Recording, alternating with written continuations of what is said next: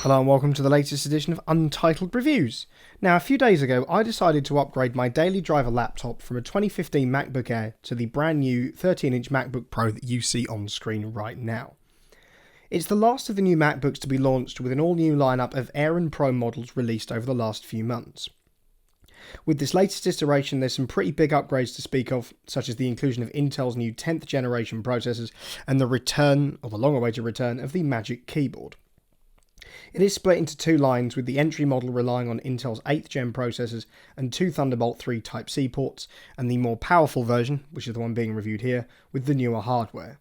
At £1,799 for the more expensive model, it is pretty expensive, but is it worth splashing out on? In terms of design, the design of this new MacBook Pro is roughly the same as it has been since 2016 when the new Touchbar was introduced. It's the same height and width as previous models, but is a tiny bit thicker and a little bit heavier, all to accommodate the returning Magic Keyboard, which I have to say is a price worth paying. This lack of change in design though does mean the new MacBook Pro is an easy device to switch to, not least with the fact that it comes with the same keyboard as the older models, an absolutely massive trackpad, and similar size screen at 13.3 inches. When it comes to portability, the new MacBook Pro remains king. The only issue with design that some may have is the large bezels around the 2560 by 1600 display, as competitors like Dell's XPS 13 or HP Spectre X360 do offer a much better screen-to-body ratio. Where some may have an issue with the somewhat dated shell of the new MacBook Pro, the sheer quality of the display more than makes up for it. Compared to both competition and older MacBooks, the new 2020 iteration offers one of the sharpest displays on the market, thanks to 500 nits of brightness and a true tone display. Colours, as you can see from the desktop screen there, look sharp, and even with those bigger bezels, it still manages to look incredible. Just for me anyways, there's always been something about displays on MacBooks that just make that Apple tax that little bit easier to bear. At this moment, it's important to stress that the entry-level MacBook Pro, priced at £1,299, doesn't have a true tone display and relies instead on the good old-fashioned Retina display that MacBooks have been using for years now. It does still look great, but true tone just helps balance colours to make it look that little bit better. Apple's decision to ditch the horrible butterfly keyboard with the new MacBook Pro is an inspired one. With it comes a return to the scissor-actuated mechanism and a much better typing experience. As laptops go, Apple's return to the Magic Keyboard marks a return to the best in class, with much more stable key presses.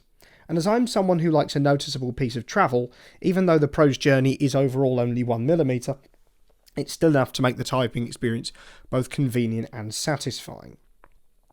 When it comes to the touch bar, they're standard across the entire Pro line of MacBooks now, and the only way to get out of using it is to purchase the lower-end MacBook Air. It remains a useful part of anyone's workflow, especially when it comes to photo or video editing, acting as a method of zooming and scrubbing in the likes of Final Cut Pro X, the software we use to edit for this channel. In fact, odds on this video has been edited by the very MacBook, so you can see the quality for yourself.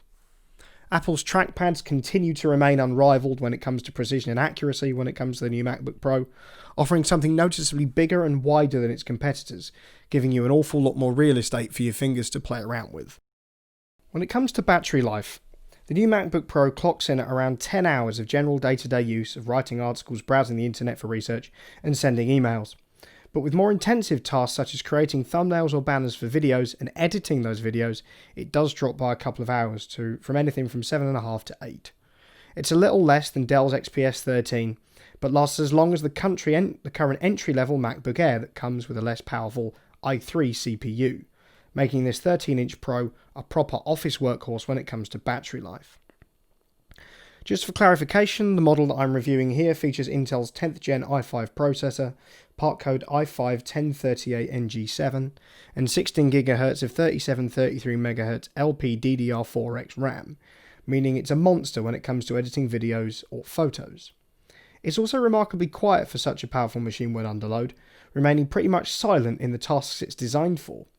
And whilst it may lack a dedicated GPU like the higher-end 16-inch MacBook Pro, Intel's Iris Plus graphics do a more than good enough job to make the new MacBook Pro look sharp and suave.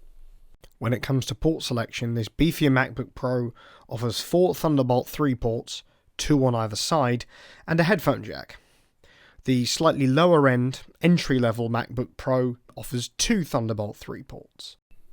This is a bit of an issue if a lot of your devices run the older USB Type-A connector, as you'll either have to invest in an external hub or one of Apple's Type-C to A leads.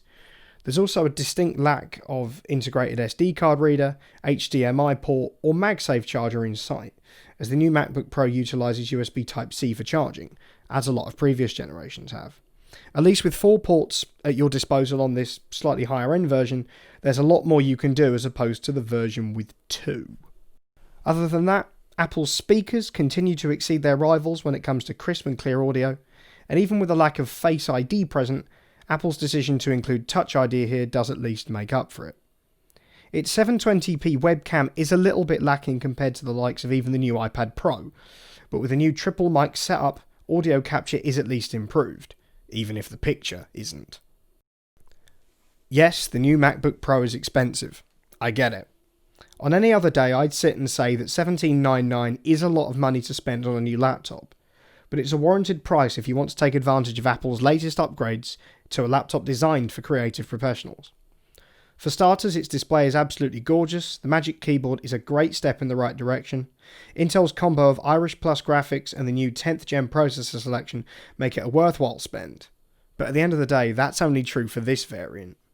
The lower end model with only 2 Thunderbolt 3 ports, a lack of True Tone display, and a 2-generation old CPU isn't really the one I'd recommend, not least when the top of the line MacBook Air costs the exact same money, offering a 1.1GHz 10th gen i5 processor, 8GHz of the 3733MHz LPDDR4X memory, the entry-level MacBook Pro offers a slower variant of 8GB of RAM, and double the storage at 512GB. Sure, on this new one, the webcam might not be that good, and the lack of legacy ports are a hindrance, but its overall design, sharp display, brilliant keyboard, and powerful internals are sure to make it a great investment. To truly take advantage of the new 13-inch Mac Pro, yes, you do have to spend a little bit more money, but it's sure to be one of the most worthwhile purchases you make for years to come. Now, if you've enjoyed this video, don't forget to like, share, and subscribe to the channel. And don't forget to ring the bell so you don't miss any future uploads. As well as following us on Twitter and Instagram, links will be down below. And you can also find a link to the blog down there as well. If you like the kit that we've reviewed on the channel today, there'll be an Amazon link down below where you can pick it up if you'd like to. And other than that, thank you very much for watching.